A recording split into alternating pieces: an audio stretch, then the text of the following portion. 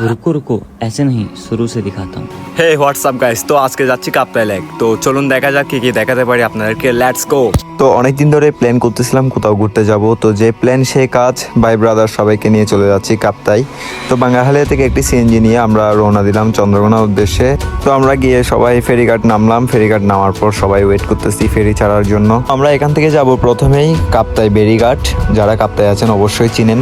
তো আমাদের আজকের উদ্দেশ্য ছিল কাপ্তাই বেরিঘাট থেকে একটি বোট ভাড়া করে আমরা কাপ্তাই নদীতে ঘুরবো আর যে কোনো একটি দ্বীপে নেমে সুইমিং করব। তো যাওয়ার পথের কিছু সিনেমেটিক আপনাদের জন্য করেছি, দেখেন আপনারা ভালো লাগবে।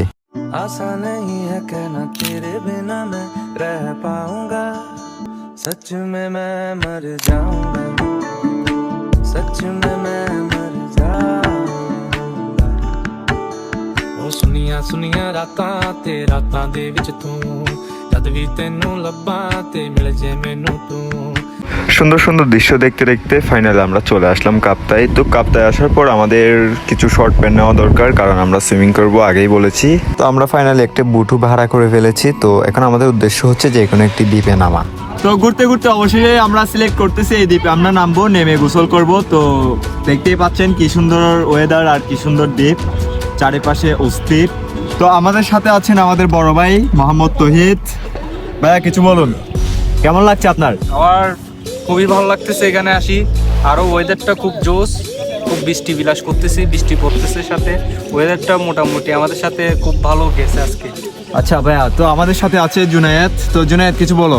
আমরা আজকে খুবই হ্যাপি। আজকের ওয়েদারটা কিন্তু অস্থির একটা ওয়েদার। সাইদ ভাই কিছু বলেন, আজকে কেমন লাগছে আপনার? ওয়েদারের মধ্যে এরকম লেকের মধ্যে এসে গোসল করা এবং সবার সাথে একটা মজার মধ্যে মাতিয়ে ওটা অনেক অনেক অনেক মজার বিষয়। ফ্যামিলি মেম্বাররা যারা আছে ভাই ব্রাদাররা সবাইকে নিয়ে আসলাম একটু ভিউ দেখার জন্য। তো সবাই একটু আনন্দ করতেছি এই আর কি। তো দ্বীপে নেমে আমরা সুইমিং শুরু করে দিলাম। কি যে মজা, ওফ লাফালাফি। তো সুইমিং শেষে এখন আমরা যাচ্ছি চা খেতে। তো মাঝি নিয়ে গেল একটি চায়ের দোকানে, এখানে দেখা যাচ্ছে নৌকা তৈরি করতেছে। তো এই গ্রামটির নাম ছিল নাকি আদিবাসী গ্রাম। তো আমরা চা অর্ডার করলাম সবার জন্য। আর এই দোকানের চাগুলো জাস্ট অস্থির ছিল। কেউ যদি গিয়ে থাকেন তাহলে একবার অবশ্যই ট্রাই করে দেখবেন, জাস্ট অসাধারণ চা ছিল। আর ওইখানে চা বিক্রেতা যিনি ছিলেন উনিও খুব ভালো ছিলেন, খুব ভালো বিহেভিয়ার করেছেন আমাদের সাথে।